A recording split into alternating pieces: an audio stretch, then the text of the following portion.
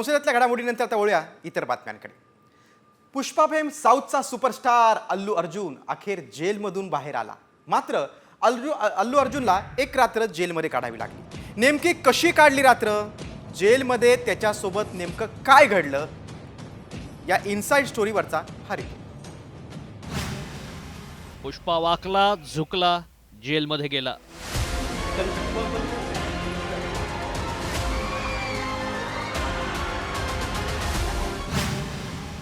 पुष्पानं काढली एक रात्र जेलमध्ये.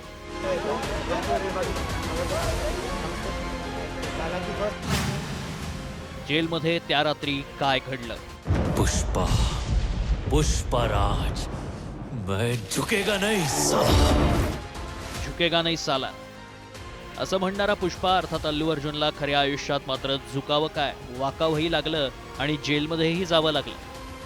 त्याचं झालं असं की हैदराबादमधील थिएटरमध्ये झालेल्या चेंगराचेंगरीत एका महिलेचा मृत्यू झाला होता. तिचा मुलगा गंभीर जखमी आहे.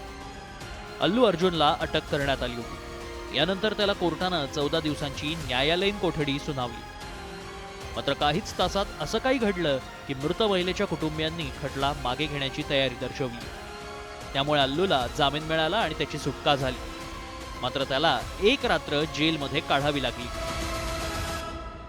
I've been coming to the same theatre for the last 20 years and I've been to the same place more than 30 times and never any accident like this happened. It is purely unfortunate accident and we're extremely sorry for the accident that has happened, which is totally out of our control. Procedure every time that you have informed the police. Inka, I don't want to get into all the details. This is what it is because as the case is on, I should not speak anything that will tamper the case. So I'd like to reserve my comments. Yes, of course. Family kalustaanki wait chestunam. Yes, ante. Thank you. Allu अर्जुनला तरीही एक रात्र जेलमध्ये काढावी लागलीच. जेलमध्ये अल्लूनं काय केलं त्याची इनसाइड स्टोरी साम टीव्हीच्या हाती लागली. पाहूया.